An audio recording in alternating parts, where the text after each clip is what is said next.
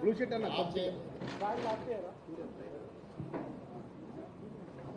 ఓకేనా అన్న blue sheet అన్న ప్లీజ్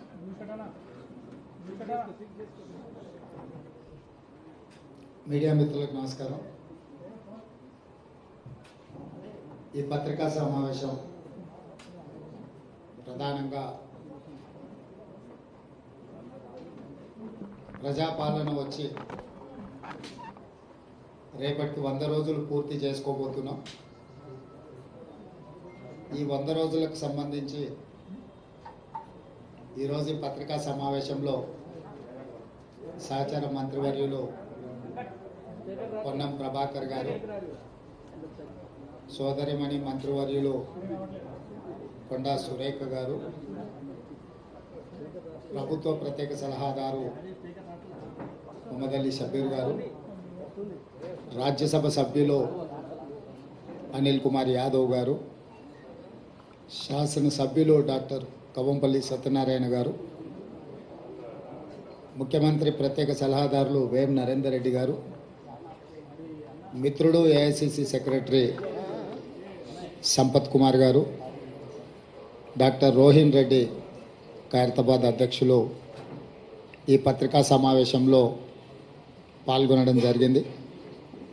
మీకు అందరికీ తెలుసు, కాంగ్రెస్ పార్టీ ప్రతిపక్షంలో ఉన్నప్పుడు ప్రజల దగ్గరికి వెళ్ళి మార్పు కావాలి, కాంగ్రెస్ రావాలి అని నినాదంతో ప్రజల దగ్గరికి వెళ్ళి మా 6 గ్యారెంటీలను ప్రజలకు వివరించి తెలంగాణ రాష్ట్రం ఇచ్చిన పార్టీగా తెలంగాణ ప్రజల యొక్క సమస్యల్ని వింటూ సావధానంగా వాటిని పరిష్కరిస్తాము, పరిష్కరించడానికి అవసరమైన ప్రణాళికతో ముందుకు వెళ్తామని చెప్పి పూర్తి స్థాయిలో 4 కోట్ల తెలంగాణ ప్రజలకు వివరించి ప్రజల యొక్క ఆమోదం పొంది డిసెంబర్ 7 తారీఖు నాడు ఎల్బీ స్టేడియంలో ఇందిరమ్మ రాజ్యము ప్రజాపాలన ప్రమాణ స్వీకారం చేసినాము. ప్రమాణ స్వీకారం చేసిన రోజు నుంచి ఈ రోజు వరకు ప్రతి నిమిషం ప్రజలకు ఇచ్చిన 6 గ్యారెంటీలను అమలు చేయాలన్న తపన, 10 సంవత్సరాలు చంద్రశేఖరరావు 100 సంవత్సరాలకు సరిపోయేంత విధ్వంసం తెలంగాణను చేసి తెలంగాణను పూర్తిగా అప్పుల ఊబిలో ముంచేసి పరిపాలనను అస్తవ్యస్తంగా తయారు చేయించి అసలు ఏమి చేసినా ఇంకా ఇది పట్టాలు ఎక్కలేనంత పరిస్థితికి రాష్ట్ర ప్రభుత్వాన్ని, రాష్ట్రం యొక్క ఆర్థిక వ్యవస్థను దిగజార్చిండ్రు. మొదటి రోజు నుంచి గత ప్రభుత్వం ఎన్నో చిక్కుముళ్ళు వేస్తే వాటన్నిటిని విప్పుకుంటూ ఒక్కొక్కటి పరిష్కరించుకుంటూ ఈ రోజు వరకు పరిపాలనను ప్రజల వద్దకు తీసుకెళ్ళినాం. గతంలో ముఖ్యమంత్రిని చూడడమే గగనమయ్యి ముఖ్యమంత్రి గారి దర్శనమే ఒక భాగ్యం అన్నట్టుగా వ్యవహరిస్తే ఈరోజు నిత్యం ప్రజలలోనే వండుకుంటూ ప్రజల సమస్యలు వినుకుంటూ వాళ్ళ బాధలు వాళ్ళ దుఃఖాన్ని అర్థం చేసుకొని పరిపాలనలో వాటికి పరిష్కారం చూపించే దిశగా మా ప్రభుత్వం పనిచేసింది. నాకు సంపూర్ణమైన సంతృప్తిని కలిగించింది ఈ 100 రోజు పరిపాలన. డిసెంబర్ 7 నాడు మొదలైన పరిపాలన మార్చి 17కు 100 రోజులు పూర్తి చేసుకుంటున్న సందర్భంలో ఈ 100 రోజుల పరిపాలన ప్రజలు మా పట్ల చూపించిన సానుభూతి, మేము గత ప్రభుత్వం సృష్టించిన సమస్యల్ని పరిష్కరించే విధానంలో విఘ్నులు కానీ, తెలంగాణలో ఉన్న కవులు కళాకారుల నుంచి మొదలు పెడితే ప్రతి ఒక్కరూ మాతో పంచుకుంటున్న విషయాలను దృష్టిలో పెట్టుకొని నాకు సంపూర్ణమైన సంతృప్తి కలిగించింది 100 రోజుల పరిపాలన. కానీ 100 రోజుల పరిపాలనతోని సమస్యలన్నీ పరిష్కారమైనవని మేము భావించడం లేదు.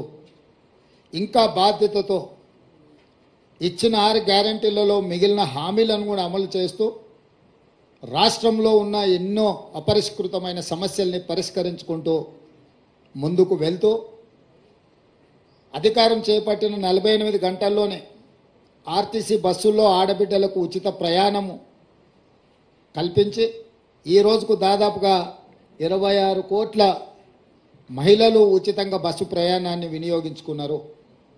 రాజీవ్ ఆరోగ్యశ్రీ ద్వారా 10 లక్షల రూపాయలు ఉచిత వైద్యానికి కాంగ్రెస్ పార్టీ ఏర్పాటు చేసింది. ఇదే కాకుండా మహిళలకు ఇచ్చిన మాట ప్రకారం 500 రూపాయలకు సిలిండరు అమలు చేసినాం. ఈ రోజు వరకు దాదాపుగా 8 లక్షల మంది మహిళలు ఇప్పటికే 500 రూపాయలకు సిలిండర్ కొనుగోలు చేయడం జరిగింది. వాళ్లకు నగదు బదిలీ చేయడం జరిగింది. అదేవిధంగా 200 యూనిట్ల వరకు ప్రతి ఇంటికి ఉచితంగా ఇచ్చే విద్యుత్తు జీరో బిల్లులు ఇప్పటికి దాదాపుగా 37 లక్షల మందికి ఉచిత బిల్లులు జీరో బిల్లులు చేరవేయడం జరిగింది. మిగతావి కూడా 7 జిల్లాలలో మహబూబ్ నగర్ లోకల్ బాడీ సంస్థలో ఎన్నికలు రావడంతో ఎన్నికల కోడ్తోని ఎన్నికల అధికారులు జీరో బిల్లులు అక్కడ ప్రజలకు ఇవ్వడానికి నిబంధనలు అడ్డు రావడంతో వాళ్ళకి అది అందుబాటులోకి రాలేదు. మొన్నటికి మొన్న ఖమ్మంలో ఇందిరమ్మ ఇండ్లు 4.5 లక్షల ఇండ్లు ప్రతి నియోజకవర్గంలో 3,500లతో ఇవ్వడమే కాకుండా 22,500 కోట్ల రూపాయలతోని ఇందిరమ్మ ఇండ్ల నిర్మాణ కార్యక్రమాన్ని కూడా లాంఛనంగా ప్రారంభించుకున్నాము.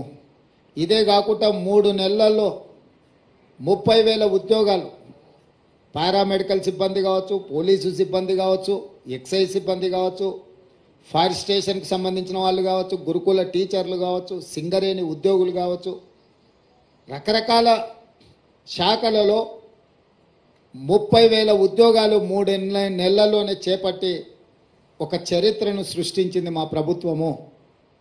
తెలంగాణ పబ్లిక్ సర్వీస్ కమిషన్ను లోపభూయిష్టంగా తయారు చేసి అవినీతికి ఒక అడ్డాగా మారుస్తే ప్రక్షాళన చేసి పబ్లిక్ సర్వీస్ కమిషన్ నూతన కమిషన్ నియమించడమే కాకుండా గ్రూప్ 1 ఇతర ఉద్యోగ నోటిఫికేషన్లు కూడా ప్రకటించి నిరుద్యోగ యువకులకు ఒక విశ్వాసాన్ని నమ్మకాన్ని కలిగించే ప్రయత్నం చేసినాము. పన్ను ఎగవేతదారుల మీద కూడా కఠినంగా వ్యవహరిస్తూ ప్రభుత్వానికి రావాల్సిన రాబడులు ఆదాయాన్ని స్థిరీకరించుకుంటూ ప్రభుత్వ ఉద్యోగులకు జీతాలు ఇవ్వలేని పరిస్థితి, పెన్షనర్స్కి ఎప్పుడు పెన్షన్ వస్తుందో తెలియని పరిస్థితి నుంచి ప్రతి నెల 1వ తారీఖు నాడు ప్రభుత్వ ఉద్యోగుల ఖాతాలలో జీతాలు వేసి పెన్షన్దారులకు కూడా వాళ్ళ పెన్షన్ సరైన సమయంలో 1వ తారీఖు నాడే వచ్చే విధంగా మా ప్రభుత్వం చర్యలు చేపట్టింది. మీరందరూ కళ్ళారా చూస్తున్నారు. ఇట్లా చాలా విషయాలలో పారదర్శకంగా ప్రజల దగ్గరికి వెళ్ళి ఒకప్పుడు నిషేధిత ప్రాంతంగా ఉండేది ఆనాటి ప్రగతి భవన్, ఈనాటి ప్రజాభవన్. ఈరోజు వేలాది మంది ప్రజలు ఎప్పుడైనా స్వేచ్ఛగా అక్కడికి వచ్చి తమ సమస్యలు చెప్పుకుంటే వినడానికి ప్రభుత్వం ఉన్నది, పరిష్కరించడానికి ప్రయత్నం చేస్తుందనే విశ్వాసం తెలంగాణ ప్రజలకు కల్పించడం జరిగింది. అది నిరంతర ప్రక్రియ. సచివాలయం ఒకప్పుడు అదేదో నిషేధిత ప్రాంతం, అది కేవలం కొంతమంది దొరలకు వాళ్ళ వంది మాగదులకు మాత్రమే అందులోకి అనుమతి, తెలంగాణ ప్రజలకు అందులో అనుమతి ఇచ్చేది లేదు, వాళ్ళను రానిచ్చేది లేదు అని ప్రభుత్వం నిషేధపు ఆజ్ఞలు విధిస్తే స్వేచ్ఛనిచ్చి ఎవరైనా రావచ్చు, ఇది మీది, డాక్టర్ బాబాసాహెబ్ అంబేద్కర్ సచివాలయం అంటే ఆయన వారసులు ఎవరైనా అందులోకి రావచ్చు, మంత్రులను కలవచ్చు, అధికారులను అడగొచ్చు, మీరు స్వేచ్ఛగా, ఇది మీ ప్రభుత్వం, మీ ప్రభుత్వంలో ఉన్న ప్రజాప్రతినిధులు ముఖ్యమంత్రి నుంచి మంత్రుల వరకు అధికారులు పాలకులు కాదు, సేవకులు, మీకు సేవ చేయడానికి మేము ఇక్కడ సిద్ధంగా ఉన్నాం, మీరు రాండి, మీ సమస్యలు చెప్పుకోండి అని సచివాలయానికి వచ్చే స్వేచ్ఛను మా ప్రభుత్వం ఇచ్చింది. ఒకనాడు ఉద్యమాల ద్వారా తెలంగాణను సాధించినమన్న బీఆర్ఎస్ పార్టీ అధికారంలోకి వచ్చినంబడే ధర్నా చౌకును మూత వేసి ఈ తెలంగాణ ప్రజలకు స్వేచ్ఛ లేదు, మిమ్మల్ని నిషేధిస్తాం, నియంత్రిస్తాం, నిర్బంధిస్తాం, మీరు మా చెప్పు చేతుల్లో కట్టు బానిసలుగా ఉండాలి అని శాసించి పాలించాలి అని అనుకుంటే మేము వచ్చిన తర్వాత అదే ధర్నా చౌకును తెరిచి స్వేచ్ఛగా బీఆర్ఎస్ నాయకులు ధర్నా చేసుకోవడానికి కూడా అనుమతి ఇచ్చి గతంలో వాళ్ళు చేసిన పాపాలను దీక్షల ద్వారా కొంతైనా కడుక్కుంటారు. ప్రజాస్వామ్యంలో ప్రతిపక్షాలు ప్రజా సమస్యల్ని ప్రస్తావించాలి, వాటిని మా ప్రభుత్వం పరిష్కరించాలన్న స్ఫూర్తితోని టీఆర్ఎస్ నాయకులను కూడా స్వేచ్ఛగా ధర్నా చౌక్లో ధర్నాలు చేసుకోవడానికి తెలంగాణ ప్రజలకు స్వేచ్ఛ ఇచ్చినాం. అదేవిధంగా పౌర హక్కుల సంఘాల నుంచి ప్రజా హక్కుల సంఘాల వరకు, లేకపోతే వివిధ సంస్థలు ప్రజల కోసం నిరంతరం పనిచేసే వాళ్ళను సచివాలయానికి పిలిచి ముఖ్యమంత్రిగా నేనే స్వయంగా ఆ సంఘాలతోని సంస్థలతోటి సంప్రదించి ప్రజల యొక్క హక్కులకు భంగం కలిగించే నిర్ణయాలు అవి ఏవైనా వాటిని పరిష్కరించే విధంగా వాళ్ళందరితో కూడా కూర్చొని మాట్లాడుకోవడం జరిగింది. ఇంకొక పక్కన క్రిస్టియన్ మత సంఘాలకు, ముస్లిం మత సంఘాలకు, హిందువులకు సంబంధించిన సంఘాలను స్వేచ్ఛగా వాళ్ళ యొక్క నమ్మకం విశ్వాసమైన వాళ్ళ మతాలకు సంబంధించిన అంశాలను, అందులో పేరుకుపోయిన సమస్యలను పరిష్కరించడానికి వాళ్ళతోనే సచివాలయంలో ముఖ్యమంత్రిగా మా మంత్రులు మా సహచరులతో వాళ్ళతో కూర్చొని మాట్లాడి ఈరోజు వాళ్ళని అందరినీ కూడా ఇది ప్రభుత్వం అందరిది, ఆనాడు మార్పు కావాలి కాంగ్రెస్ రావాలి అన్న ఆలోచనతోటి ఏదైతే ప్రజల దగ్గరికి వెళ్ళినామో మార్పు మొదలైంది, మార్పు వేగంగా ప్రయాణిస్తుంది, మార్పు మారుమూల తండాలలో గూడాలలో పల్లెల్లోకి చేరుతుంది, చేరింది అన్న విశ్వాసాన్ని ప్రజలకు కల్పించే విధంగా మా ప్రభుత్వం పనిచేస్తుంది. పాత్రికేయ మిత్రులకు సంబంధించిన సమస్యల్ని కూడా వాళ్ళ సంఘాలను కూడా పిలిచి వాళ్ళతో కూడా మాట్లాడడం జరిగింది. అందుకోసమే వాళ్ళకు సంబంధించిన చాలా కాలంగా అపరిష్కృతంగా ఉన్న సమస్యల్ని పరిష్కరించడానికి కూడా ఒక కార్యాచరణను తీసుకోవడం జరిగింది. స్థూలంగా ఈ 100 రోజుల్లో తెలంగాణ సమాజంలో భాగస్వాములైన ప్రతి ఒక్కరిని సచివాలయానికి వచ్చి రాష్ట్ర పరిపాలన ఎక్కడి నుంచి అయితే నిర్ణయాలు జరుగుతాయో అక్కడ వాళ్ళని రప్పించి రావడానికి అనుమతించి వాళ్ళందరితో కలిసి మాట్లాడి వాళ్ళు లేవనెత్తిన ప్రతి అంశాన్ని చట్ట పరిధిలో పరిష్కరించడానికి సంపూర్ణంగా ప్రయత్నం చేసినాము. ఇదే కాదు, రాష్ట్ర కేంద్ర ప్రభుత్వాల మధ్యలో ఉండాల్సిన సత్సంబంధాలను పునరుద్ధరించి దీర్ఘకాలికంగా స్కైవేస్ కావచ్చు, ఫ్లైఓవర్లు కావచ్చు, రోడ్లకు సంబంధించి కేంద్రం ఇవ్వాల్సిన అనుమతులకు సంబంధించి ఢిల్లీలో ఉండే ఆంధ్రప్రదేశ్ భవన్, తెలంగాణ భవన్ ఆస్తుల పంపకాలకు సంబంధించి వీటన్నిటిని కూడా ఒకటొకటిగా పరిష్కరించుకుంటూ ప్రధానమంత్రిని, కేంద్ర హోంమంత్రిని, సాగునీటి పారుదల శాఖ మంత్రిని, అర్బన్ డెవలప్మెంట్ మినిస్టర్తో సహా శాఖలకు సంబంధించిన అందరి మంత్రులను కలిసి తెలంగాణకు రావాల్సిన నిధులను, తెలంగాణ రాష్ట్రం యొక్క హక్కులను కేంద్ర ప్రభుత్వంతో కూడా పరిష్కరించడానికి ప్రయత్నం చేసినాం. భేషజాలకు పంతాలకు పట్టింపులకు పోయి మనం వాళ్ళతోని పంతాలు పట్టింపులకు పోతే చివరిగా తెలంగాణ ప్రజలకే నష్టం జరుగుతుందన్న విషయాన్ని, వాస్తవాన్ని గుర్తించి తెలంగాణ ప్రజలకు నష్టం జరగకూడదు, అవసరమైతే ముఖ్యమంత్రి ఒక మెట్టు దిగైనా వాటిని సాధించుకోవాలనే పట్టుదలతోని ఆ ప్రయత్నం చేసినాం. కేంద్ర ప్రభుత్వం కూడా చాలా విషయాలలో సానుకూలంగా స్పందించింది. ఈరోజు మెట్రో రైలుకు సంబంధించి పాలమూరు రంగారెడ్డి ఎత్తిపోతల జాతీయ ప్రాజెక్టుకు సంబంధించి ఇతర రైల్వే ఏర్పాట్ల గురించి కానీ జాతీయ రహదారుల విషయంలో కానీ కేంద్ర ప్రభుత్వంతో నిరంతరం సంప్రదింపులు చేపడుతున్నాము. ఎందుకంటే ఇవన్నీ కూడా రాష్ట్రానికి రావాల్సిన హక్కులు. ఇది ఎవరి దయాదాక్షిణ్యం కాదు, రెండు ప్రభుత్వాల మధ్యలో సత్సంబంధాలు ఉండాలి అని మా ప్రభుత్వం మొదటి నుంచి భావించింది.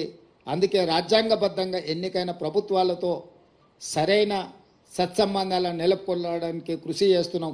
పక్క రాష్ట్రాలతో కూడా గిల్లి కజ్జాలు పెట్టుకోవడం లేదు. ఆంధ్రప్రదేశ్ రాష్ట్రంతో ఉన్న కూడా అపరిష్కృతంగా ఉన్న విభజన హామీలను కూడా విభజనలో చిక్కుముళ్ళు పడ్డ వాటిని కూడా పరిష్కరించడానికి సంప్రదింపులను కొనసాగిస్తున్నాం. అందులో భాగంగానే ఢిల్లీలో ఉన్న ఆంధ్రప్రదేశ్ భవన్లో మన 42% వాటాల్ని మనము పరిష్కరించుకున్నాం. ఈరోజే మనకు ఆ కేంద్ర ప్రభుత్వం కూడా నోటిఫై చేసింది, మీ దృష్టికి వచ్చి ఉండొచ్చు. అదేవిధంగా తెలంగాణ అంటే టీఎస్ కాదు, టీఆర్ఎస్కు నకలుగా మారిస్తే దాన్ని టీజీగా మార్చినాము. తెలంగాణ రాష్ట్ర గీతంగా జయ జయ హే తెలంగాణను ఆమోదించుకున్నాము. తెలంగాణ యొక్క తల్లి అనంటే తెలంగాణ ప్రజలకు స్ఫూర్తి నింపే విధంగా ఉండాలి అని చెప్పి కవులను కళాకారులను సంప్రదించాలన్న నిర్ణయం తీసుకున్నాము. తెలంగాణ రాష్ట్ర అధికారిక చిహ్నాన్ని కూడా పోరాటానికి స్ఫూర్తిగా త్యాగాలకు నిలవుగా ఉండాలి అని చెప్పి దీని మీద కూడా మార్పు కోసం ఒక కమిటీని వేయడం ద్వారా ఈ అన్ని కూడా చర్యలు చేపట్టాలని మా ప్రభుత్వము తీసుకున్నది. అంటే ఒక పక్కన భాషాపరంగా, తెలంగాణ సంస్కృతి పరంగా, తెలంగాణ ప్రజల యొక్క మనోభావాలను గౌరవించుకుంటూ అదేవిధంగా పరిపాలనను కూడా నూతన సాంకేతిక విధానంతో ముందుకు వెళ్ళి హైదరాబాద్లో మెట్రో రైలు, మూసీ రివర్ ఫ్రంట్ను, హైదరాబాదు నగరానికి రావాల్సిన తేవాల్సిన తాగునీటి జలాల విషయంలో కూడా ఒక స్పష్టమైన కార్యాచరణతోని, అదేవిధంగా సాగునీటి ప్రాజెక్టులు ఏ ఒక్కటి కూడా తెలంగాణ వచ్చినాక పూర్తి కాలేదు. ఉమ్మడి రాష్ట్రంలో మొదలైన ప్రాజెక్టులు కావచ్చు, తెలంగాణ రాష్ట్రంలో వచ్చినాక కేసీఆర్ పిలిచిన ప్రాజెక్టులు కావచ్చు, ఒక్కటి కూడా పూర్తి కాలేదు. వాటిని పూర్తి చేయడానికి కూడా ఒక మంచి కార్యాచరణను తీసుకొని మేము ముందుకు వెళ్తున్నాము. మా సహచర మంత్రులందరూ కూడా బాధ్యతాయుతంగా రోజుకు 18 గంటలు పనిచేస్తూ ఈ ప్రభుత్వానికి, తెలంగాణ రాష్ట్ర ప్రజలకు మంచి పేరు, తెలంగాణ మోడల్ని ఇదొక వైబ్రెంట్ తెలంగాణ అని నిరూపించే విధంగా ఈరోజు మా సహచర మంత్రులందరూ కష్టపడి పనిచేస్తున్నారు. మనస్ఫూర్తిగా సహచర మంత్రులను కూడా నేను అభినందిస్తున్నా. మా శాసనసభ్యులు కూడా ఎక్కడికక్కడ ప్రజలతో మమేకమై ప్రజల దగ్గరికి వెళ్ళి ఆర్భాటాలు, హంగులు లేకుండా, పోలీసు సైరన్లు లేకపోతే ముందల వెనకాల బార్లు తీరిన కార్లు కాకుండా మేము ప్రజలలో మమేకమవుతాం, ప్రజలు ఎన్నుకుంటేనే మేము ఈ స్థాయికి వచ్చినామని మా శాసనసభ్యులు కూడా ఒక బాధ్యతతో వ్యవహరించడం, ఇవన్నీ కూడా మాకు సంతృప్తినిచ్చింది. వీటన్నిటిని దృష్టిలో పెట్టుకొని 100 రోజులు సహకరించిన మీడియా మిత్రులకు, అదేవిధంగా తెలంగాణ సమాజానికి మనస్ఫూర్తిగా వారికి కృతజ్ఞతలు, ధన్యవాదాలు. పిసిసి అధ్యక్షుడిగా, అదేవిధంగా తెలంగాణ రాష్ట్ర ముఖ్యమంత్రిగా వాళ్ళందరికీ కృతజ్ఞతలు తెలియజేస్తున్నా. మీడియా మిత్రులకు కూడా ధన్యవాదాలు. కొంత సంవయనం పాటించి మీరందరూ కూడా తెలంగాణ ప్రజలకు కావలసిన విషయాలను ముందుకు తీసుకొస్తున్నారు.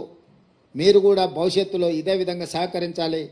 తెలంగాణ రాష్ట్రాన్ని అభివృద్ధి పదం వైపు తీసుకువెళ్దాం.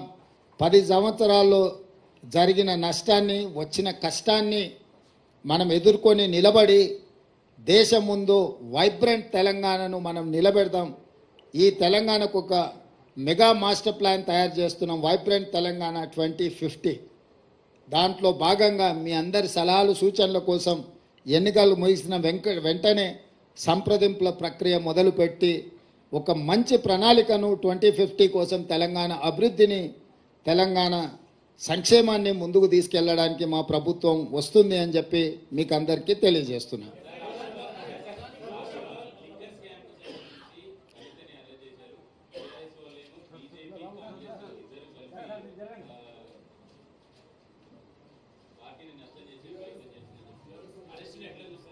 ఇప్పుడు ఇది టీవీలలో సీరియల్ చూస్తే సంవత్సరాల కొద్ది కొనసాగుతూనే ఉంటాయి. వాటికి ఆరంభం ఎప్పుడైందో చెప్పలేము, అంతం ఎప్పుడైతుందో కూడా చెప్పలేము. ఈ లిక్కర్ స్కామ్కు సంబంధించి కూడా కేసీఆర్ కుటుంబము, బీజేపీ ప్రభుత్వం నిరంతర ధారావాహికంగా టీవీలలో ఒక సీరియల్ను తలపించే విధంగా నాటకాలకు, డ్రామాలకు తెరలేపినరు.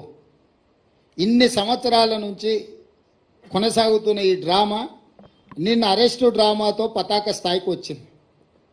అసలు ఇన్ని రోజుల నుంచి ఇంతమందిని అరెస్టు చేసి ఇప్పటి వరకు అరెస్టు చేయకపోవడము, రెండవది ఈరోజు ఎన్నికల నోటిఫికేషన్ వస్తుందనంటే ఒక రోజు ముందు అరెస్టు డ్రామాకు తెరలేపడము దేనికి సంకేతం ఇది? అంటే అవినీతి మీద చర్యలు తీసుకున్నామని ఛాంపియన్షిప్ వాళ్ళు తీసుకోవాలని, సానుభూతుల కోటాలో వీళ్ళు ప్రజల సానుభూతి బొమ్మాలి, మమ్మల్ని ఇబ్బంది పెడుతుండ్రు, మమ్మల్ని జైలు పాలు చేస్తున్నారని చెప్పుకోవాలి వీళ్ళు అని ఇద్దరు కలిసి ఒక వ్యూహాత్మక రాజకీయ ఎత్తుగడతో వస్తుండ్రు. ఈరోజు ఇన్ని నెలలు దాదాపుగా 2022లో మొదలైన ఈ డ్రామా 2024 మార్చ్ ఎన్నికల నోటిఫికేషన్కు ఒక రోజు ముందు అరెస్టుతో పరాకాష్ఠకు తీసుకెళ్ళిండ్రు అని అంటే ఈ డ్రామాను తెలంగాణ ప్రజలు గమనిస్తలేరని వీళ్ళు అనుకుంటున్నారా? రెండవది, కల్వకుంట్ల కవిత గారు, కల్వకుంట్ల చంద్రశేఖరరావు గారు కూతురింటికి పోలీసులు దాడి చేసి ఢిల్లీ నుంచి ఈడీ అధికారులు వచ్చి అరెస్ట్ చేసి తీసుకెళ్తుంటే బాధ్యత కలిగిన తండ్రిగా చంద్రశేఖరరావు గారు అక్కడికి రాలేదు అంటే దీన్ని ఎట్లా అర్థం చేసుకోవాలి? రెండవది, తండ్రిగా కాకపోయినా కల్వకుంట్ల కవిత గారు శాసన మండలి సభ్యురాలు, టీఆర్ఎస్ పార్టీ నాయకురాలు, పార్టీ అధ్యక్షుడిగా శాసన మండలి సభ్యురాలని అరెస్టు చేస్తుంటే అక్కడికి రావాలి, అక్కడికి వచ్చే అధికారులను వివరాలు అడగాలన్న సంగతి చంద్రశేఖరరావు గారికి తెలియదా? పోనీ ఇప్పటి వరకు కూడా చంద్రశేఖరరావు గారు అరెస్టును ఖండించలేదు. అరెస్ట్ ఎందుకు జరిగిందో, తన పార్టీ శాసన మండలి సభ్యురాలను ఎందుకు అరెస్టు చేసిండ్రో ఇంతవరకు తెలంగాణ ప్రజలకు వివరణ ఇవ్వలేదు. చంద్రశేఖరరావు గారి మౌనము ఏ రకంగా అర్థం చేసుకోవచ్చు?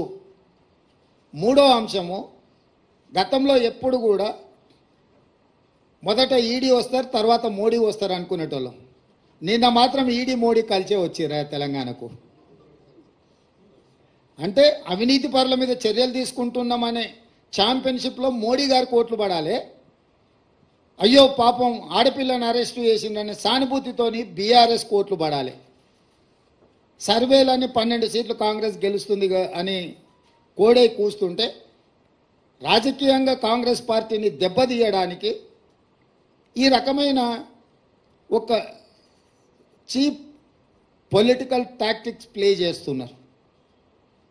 కాబట్టి ఇప్పటికైనా మోడీ గారు, కేసీఆర్ గారు ఈ డ్రామాలు కట్టిపెట్టి 10 సంవత్సరాలు మోడీ గారు తెలంగాణ ప్రజలకు ఏం చేసిండో, పేదలకు ఇండ్లు ఇచ్చిండా, రైతుల ఆదాయం రెండింతలు చేసిండా, ప్రతి సంవత్సరం 2 కోట్ల ఉద్యోగాలు ఇస్తా అన్నాడు, ఇప్పటికీ 20 కోట్ల ఉద్యోగాలు ఇవ్వాలి, తెలంగాణలో ఎన్ని ఉద్యోగాలు ఇచ్చిండో, స్విస్ బ్యాంకులో ఉన్న లక్షల కోట్ల రూపాయల నల్లధనాన్ని తెచ్చి ప్రతి పేదవాడి ఖాతాలో 15 లక్షలు వేస్తా అన్నాడు, ఆ 15 లక్షల రూపాయలు ఎంతమంది ఖాతాలో వేసిండు, మనకు ఇస్తా అన్న పునర్విభజన చట్టంలో బయ్యారం ఉక్కు కర్మాగారం ఎందుకు ఇవ్వలేదు, కాజీపేట రైల్వే కోచ్ ఫ్యాక్టరీ ఎందుకు ఇవ్వలేదు, ఐఐఎం ఎందుకు ఇవ్వలేదు, ఎన్టీపీసీలో ఇంకా 2400 మెగావాట్ల విద్యుత్తు ప్రాజెక్టులను ఎందుకు నిర్మించలేదు, గిరిజన యూనివర్సిటీ 9 సంవత్సరాలు ఆపేసి ఇప్పుడు ప్రారంభించడానికి కారణమేంది, మెట్రో విస్తరణకు అనుమతి ఎందుకు ఇవ్వలేదు,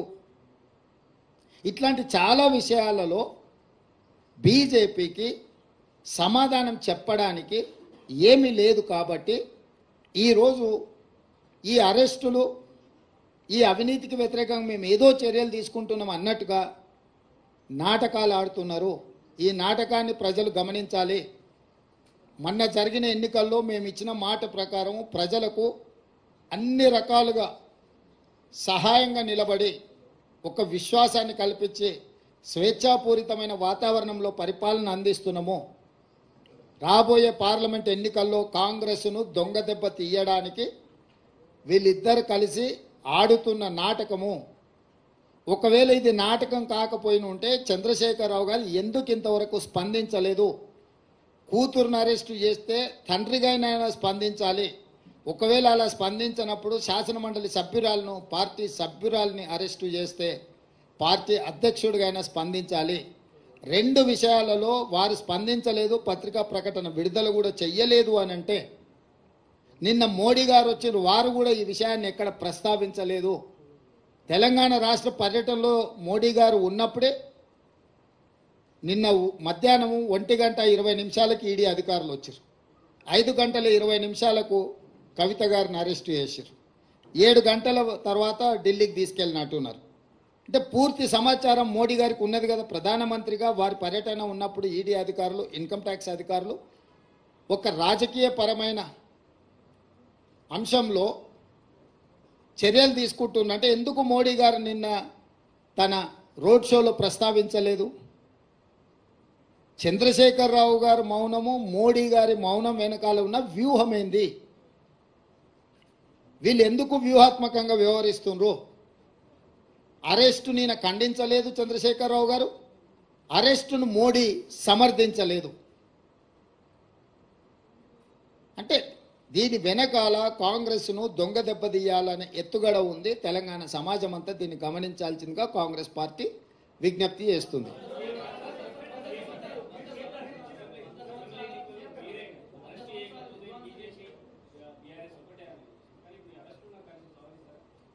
నేను అరెస్టును సందర్భం, ఇద్దరు నాయకుల యొక్క స్పందన రావాలి. ఒక ఆయన ప్రధానమంత్రి, ఒక ఆయన పార్టీ అధ్యక్షుడు. ఒక ఆయన అరెస్టు చేసిండు, ఇంకొక ఆయన అరెస్టు కాబడ్డాడు. ఫస్ట్ వాళ్ళిద్దరు బయటకు వచ్చి వాళ్ళ విధానం ఏందో మాట్లాడమనుండ్రి. వాళ్ళ విధానాలు మాట్లాడినాక ప్రజలు నిర్ణయిస్తారు వీళ్ళు ఎలాంటి నాటకాలకు తెరలేపిండ్రు, ఈ నాటకాలకు ఏ విధంగా స్వస్తి పలకాలను ప్రజలు నిర్ణయిస్తారు.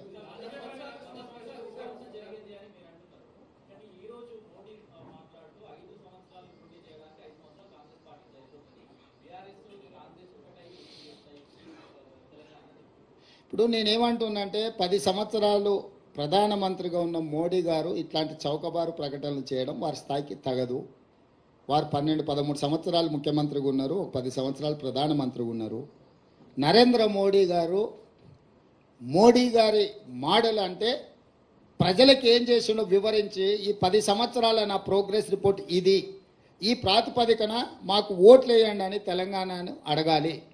తెలంగాణ రాష్ట్ర ఏర్పాటుని అవహేళన చేసి కాంగ్రెస్ పార్టీ పార్లమెంటు తలుపులు మూసి నిర్బంధించి తెలంగాణ బిల్లు ఆమోదించి రాష్ట్రాన్ని ఏర్పాటు చేసిండ్రు. తల్లిని చంపి పిల్లను బ్రతికించిండ్రు అని మోడీ గారు మాట్లాడినరు. అంటే తెలంగాణ రాష్ట్ర ఏర్పాటు ప్రక్రియనే అవహేళన చేసి చట్టసభలలో మాట్లాడి రాజ్యసభలో లోక్సభలో తెలంగాణను అవమానించిన మోడీ గారికి తెలంగాణ రాష్ట్రం గురించి మాట్లాడడానికి, తెలంగాణ అనే పదం పలకడానికి కూడా వారికి అర్హత లేదు. ఓట్లు అడగడం చాలా దూరం.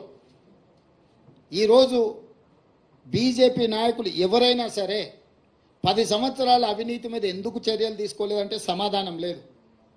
ఈ లిక్కర్ కేసు కూడా ఢిల్లీలో నమోదైన కేసు, ఢిల్లీ ప్రభుత్వానికి వ్యతిరేకంగా నమోదైన కేసు.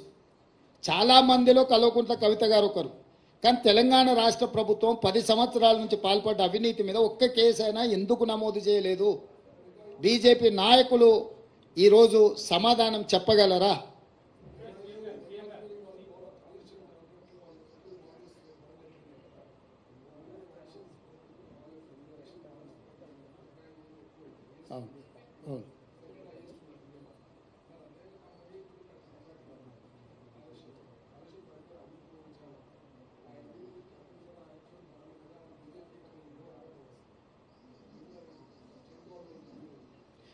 బాండ్స్ ఇచ్చిండ్రని తీసుకున్నారని మీరు చెప్తున్నారు. అధికారికంగా మా దగ్గర సమాచారం లేదు.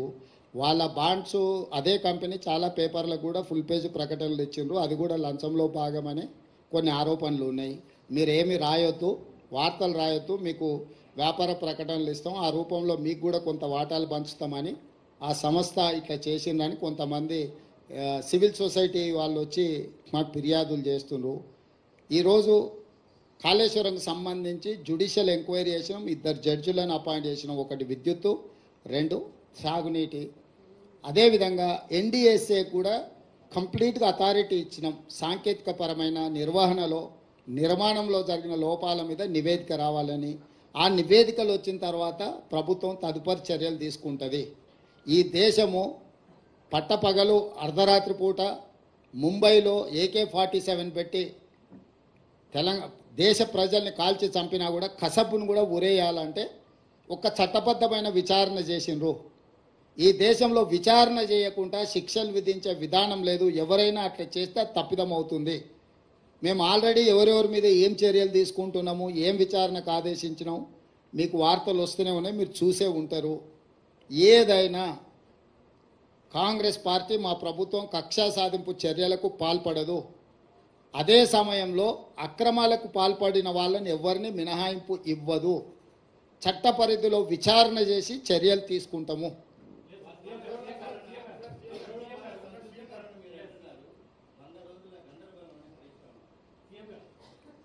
వాళ్ళ పార్టీలో ఉన్న గందరగోళం, కుటుంబంలో ఉన్న తగాదాలను ఆయన పరోక్షంగా ప్రస్తావిస్తున్నాడు. ఆయన పాపం జాలి పడాల్సిన సందర్భం. నిన్న అక్కడికి వెళ్ళిండు, చేతులు కట్టుకొని నించున్నాడు. ఇవాళ ఇట్లా అయింది, రేపు ఎట్లా అవుతుందో అని. రమేష్,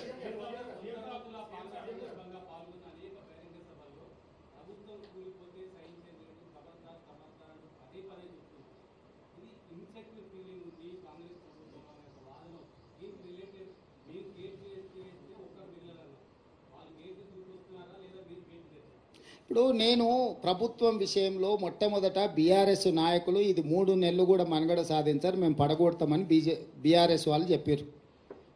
శాసనసభలో ఉన్న కడియం శ్రీహరి గారు లాంటి వాళ్ళు, కేసీఆర్ కూడా అంతర్గత సమావేశాలలో ఈ ప్రభుత్వాన్ని మనుగడ సాగనీయము, పడగొడతామని బీఆర్ఎస్ వాళ్ళు అన్నారు. సేమ్ డాక్టర్ లక్ష్మణ్ గారు బీజేపీ నాయకులు కూడా ఈ ప్రభుత్వం పార్లమెంట్ ఎన్నికల తర్వాత పడిపోతుందని వారు అన్నారు. వీరి దగ్గర ఉన్నది 39, వారి దగ్గర ఉన్నది 8. ఏ లెక్కలు కూడినా కూడా వీళ్లకు లెక్క కుదరదు. వాళ్ళిద్దరు కలిసి మా ప్రభుత్వం మీద కుట్ర చేస్తే తప్ప వాళ్ళు అనుకుంటున్న కార్యాచరణ అమలు జరగదు. మరి ప్రజలు ఎన్నుకున్న ప్రభుత్వాన్ని పడగొడతామని ప్రతిపక్ష పాత్ర పోషించాల్సిన వాళ్ళు, ప్రజలు ఇచ్చిన తీర్పును గౌరవించాల్సిన వాళ్ళు ఇద్దరు ఒకే రకమైన రాగం ఎత్తుకుంటున్నారు. ఈ ఒకే రకమైన రాగం ఎత్తుకుంటున్నప్పుడు ప్రజలకు వివరించాల్సిన బాధ్యత మాకు లేదా? ఒకవేళ ప్రజలు ఎన్నుకున్న ప్రభుత్వాన్ని పడగొడితే చూస్తూ ఊరుకుంటామా? ఇది సహించేదా? రెండవది, చాలామంది శాసనసభ్యులు నన్ను వచ్చి కలుస్తున్నారు కదా, నియోజకవర్గాల అభివృద్ధి కోసం వచ్చినప్పుడు వాళ్ళతో యథాలాపంగానో పిచ్చాపాటో లేకపోతే పరిస్థితుల మీద మేము చర్చ చేస్తాం కదా, వాళ్ళు కూడా మాట్లాడతారు కదా.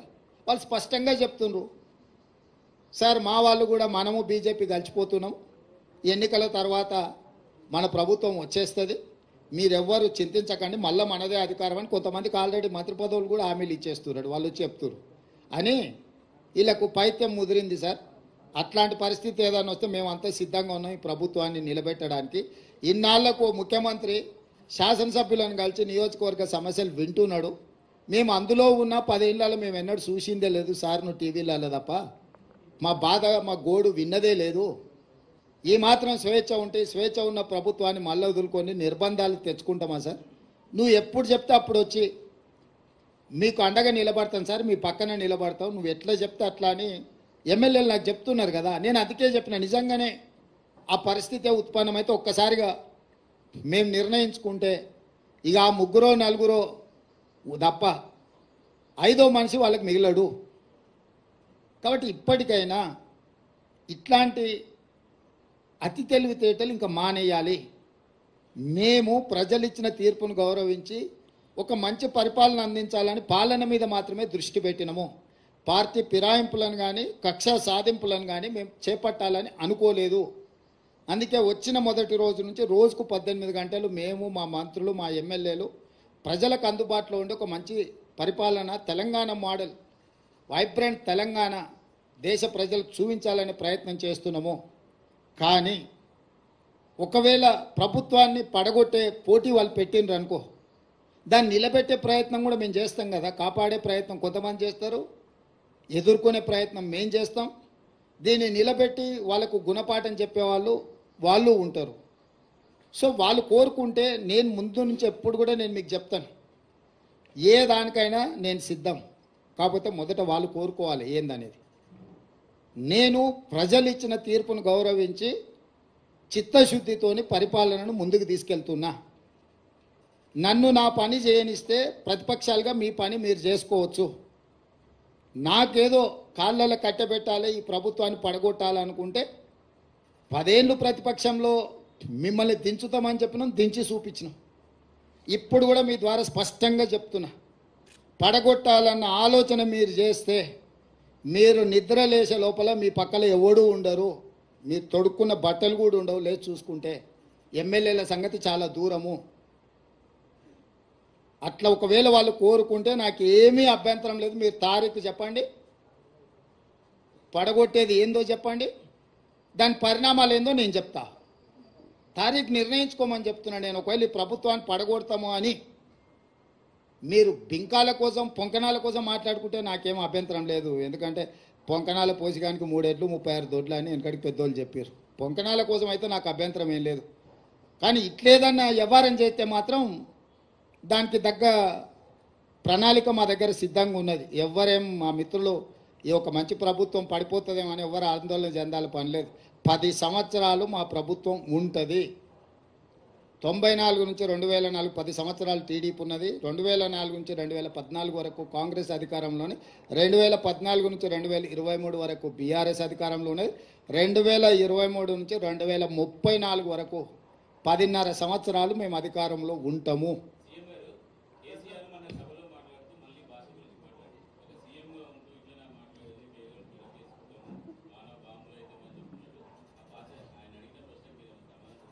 ఇప్పటికైనా ఆయన జ్ఞానోదయం అయింది. గతంలో ఆయన ఏం మాట్లాడినా ఒకసారి సోషల్ మీడియాలో పెడుతురు, చూసుకోమని. ముఖ్యమంత్రిగా శాసనసభలో ఆనాటి పిసిసి అధ్యక్షుడు ఉత్తమ్ కుమార్ రెడ్డి గారిని ఏం మాట్లాడిండు, బయట ఏం మాట్లాడిండు, సభలలో ఏం మాట్లాడిండు ముఖ్యమంత్రిగా ఒక్కసారి చూడమన్నారు. అంతెందుకు నల్గొండలో సభలో ముఖ్యమంత్రిని పట్టుకొని ఎన్ని మాటలు అన్నాడు మీరు తీయండి. రాష్ట్ర మంత్రిగా, కేంద్ర మంత్రిగా, ముఖ్యమంత్రిగా 40 సంవత్సరాలు సుదీర్ఘమైన అనుభవం ఉన్న చంద్రశేఖరరావు నల్గొండ జిల్లాలో బహిరంగ సభలో ముఖ్యమంత్రిని పట్టుకొని ఎన్ని మాటలు మాట్లాడినా మీకు ఒక్కసారి చూడండి. ఆయన అహంకారము ఇంకా కూడా అనగలేదు.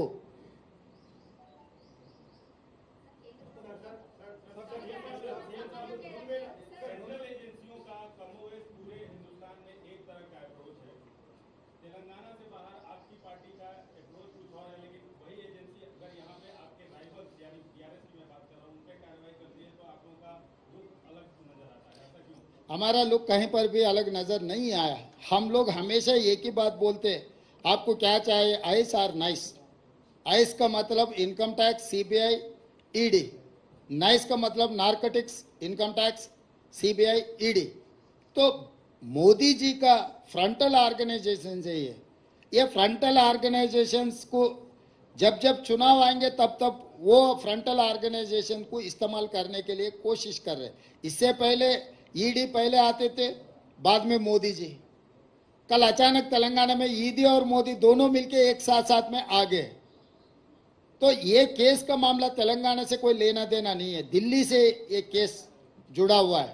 केजरीवाल सरकार के खिलाफ केस बना है. वो सिलसिले में बहुत सारे लोग अरेस्ट हो गए. उसमें 4-5 लोगों को तेलंगाना से भी उठाए. तो इसमें कांग्रेस का जो अप्रोच है मोदी जी सरकार के खिलाफ, तेलंगाना को वही सोच है. हमारा केंद्र अध्यक्ष या हमारा पार्टी नेता लोग जो बोल रहे हैं वही बात हम मदद दे रहे हैं. इसमें कोई फर्क नहीं है. मगर तेलंगाना में जो नाटक चल रहा है ये नाटकबाज बंद करो बोल के हम कह रहे हैं.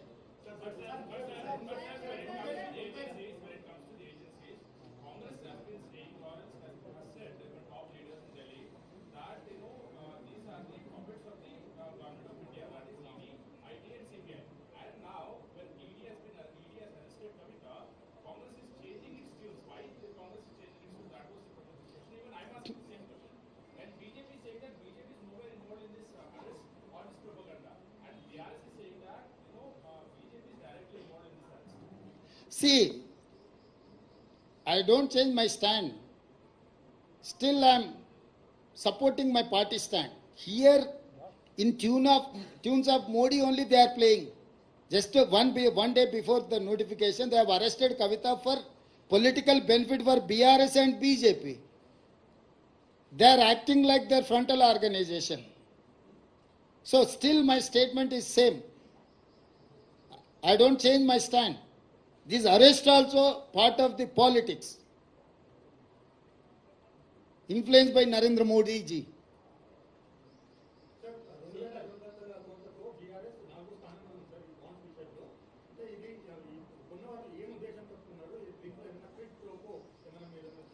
అంటే ఏ బాండ్స్ ఎవరికి ఇచ్చిండ్రో ఆ లెక్క కూడా బయట పెట్టమని సుప్రీంకోర్టు చెప్పింది. బాండ్స్ కొనుగోలు చేసిన సంస్థలు, నిధులు తీసుకున్న సంస్థలు ఉన్నాయి. కొనుగోలు చేసింది ఎవరు, ఏ సంస్థలకి బాండ్స్ ఇచ్చిందని తేలినప్పుడు నిర్దిష్టమైన ఆరోపణ చేయొచ్చు. ఆ వివరాలు లేకుండా మనం ఏది మాట్లాడినో గాల్లో మాట్లాడినట్టుగానే ఉంటుంది. కాబట్టి సుప్రీంకోర్టు ఆదేశాలు ఇచ్చింది, మీరు కొనుగోలు చేసిన బాండ్స్ ఎన్ని, ఏ రాజకీయ పార్టీలకు ఇచ్చిండ్రో కూడా మీరు వివరాలు బయట పెట్టాలని చెప్పింది. ఆ వివరాలు వచ్చిన తర్వాత పూర్తి వివరాలతోని కాంగ్రెస్ పార్టీ మాట్లాడుతుంది.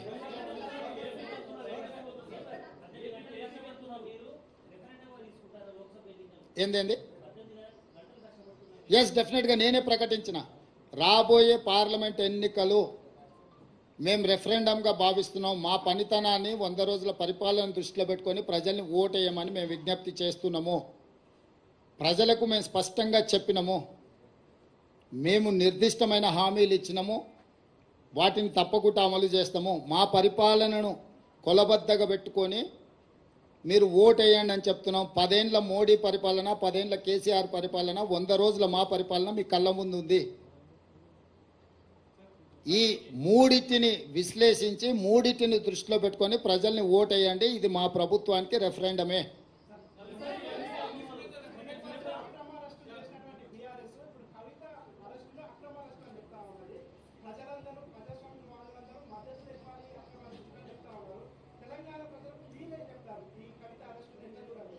నేను అనేది ఏంటంటే ఇది ఎన్నికల స్టంట్. చంద్రశేఖర్ రావే ఇంతవరకు ఖండించలేదు, ఇంతవరకు తను దీని పట్ల విధానం ప్రకటించలేదు. ఈ అరెస్టు పట్ల చంద్రశేఖరరావుకే ఈ విషయంలో విధానం లేదు, ప్రకటన లేదు. ప్రతిపక్షాలుగా మేము చెప్పేది ఒకటే, అవినీతి పరులు ఎవరున్నా శిక్షించాల్సిందే. కానీ ఆ ముసుగులో మీ రాజకీయ ప్రయోజనాల కోసం ఒకరోజు ఎన్నికల నోటిఫికేషన్ వచ్చే ముందు మొత్తం పెద్ద డ్రామాకు తెరలేపి ఒక పెద్ద డ్రామా కంపెనీని నడుపుతున్నట్టుగా అనిపిస్తుంది.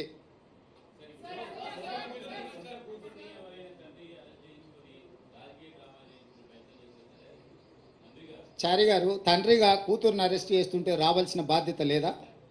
ఎందుకు రాలేదు? మీరేం చెప్తారు? ఇక వాళ్ళని ఏం చేస్తాం చెప్పు. వాళ్ళ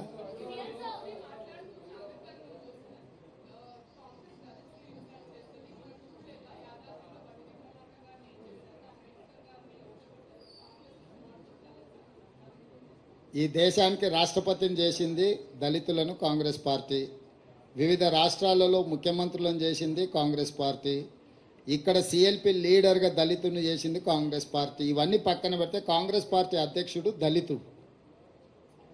సో మాకు దగ్గు నేర్పొద్దు. మోదీ గారికి ఏదైనా ఓట్లు వేయించుకోవాలన్న ఆలోచన ఉంటే ఏదైనా మాట్లాడమనుంది. బంగారు లక్ష్మణ్ కూతుర్ని అవమానించిండ్రు. జాతీయ అధ్యక్షుడిగా పనిచేసి బీజేపీ కుట్ర చేసి ₹1,00,000 లంచం కేసులో పార్టీ అధ్యక్షుడిని ఇరికిచ్చిండ్రు వాళ్ళే. అంటే ఒక దళితుడు వాళ్ళ పార్టీ అధ్యక్షుడు అయితే అతను 3 ఏళ్ల సమయాన్ని కూడా పూర్తి చేయనీయలే. ఇవాళ వారి కుటుంబాన్ని వీధికి వదిలేసిండ్రు, బంగారు లక్ష్మణ్ గారి కుటుంబాన్ని. ఈ విషయాలన్నీ కూడా మోడీ గారు దృష్టిలో పెట్టుకొని వాటిని కూడా ప్రస్తావిస్తే బాగుంటుంది.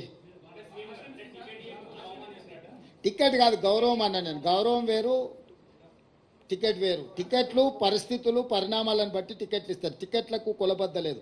గౌరవం గురించి మాట్లాడుతున్నాం. ఆ కుటుంబానికి జరిగిన అవమానం వాళ్ళ కూతురే వచ్చి ఏం చెప్పిందో నాకు తెలుసు, నేను ఇక్కడ ప్రస్తావించదలుచుకోలేదు. తప్పకుండా బంగారు లక్ష్మణ్ గారు ఒక దళిత నాయకుడు, ఈ ప్రాంతం నుంచి జాతీయ స్థాయికి ఎదిగిన నాయకుడు. వాళ్ళ కుటుంబానికి గౌరవం ఉండాలని మేము కోరుకుంటున్నాము, గౌరవం ఇవ్వాలని కూడా మేము కోరుకుంటున్నాము.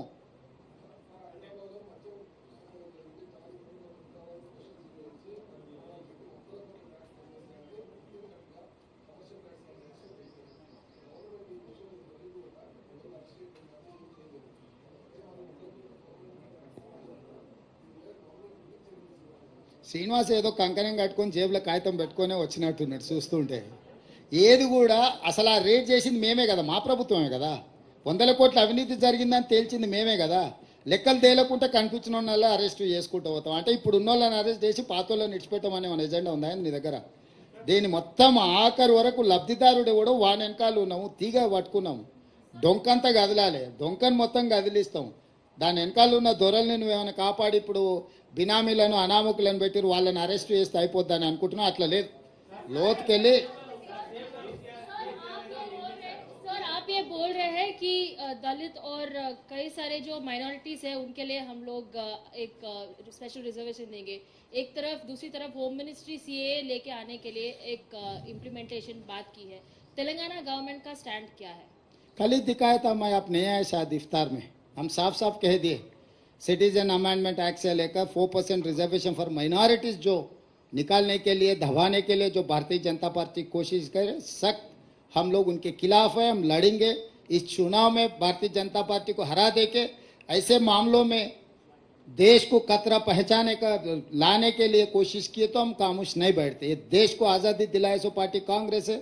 इस देश को बचाने का जिम्मेदारी हमारे। माइनॉरिटी को 4% रिजर्वेशन दिए, हमें 4% रिजर्वेशन निभाने के लिए हम पूरे कोशिश करेंगे। अमित शाह या नरेंद्र मोदी जी या उनके कोई भी नेतागण कुछ भी भाषण देने दो, మీ ఛానల్ ఏం తల్లి క్వశ్చన్లు ఎక్కువైనాయి.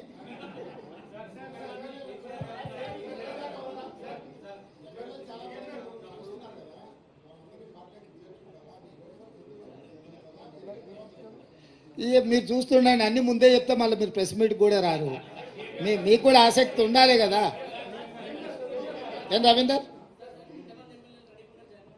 నెంబర్ మీరే చూస్తారు కదా, ఇప్పుడు నేను చెప్పడం ఎందుకు.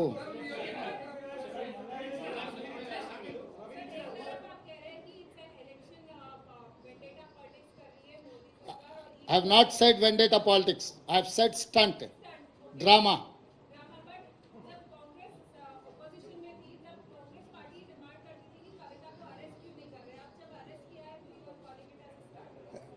Yes, stunt. It is stunt. Time and again, I am reiterating my statement. I am on record. This is an stunt. The time of arrest, the time of Modi visit, statements by TRS. You collaborate all these dots, then you will know what is happening in Telangana.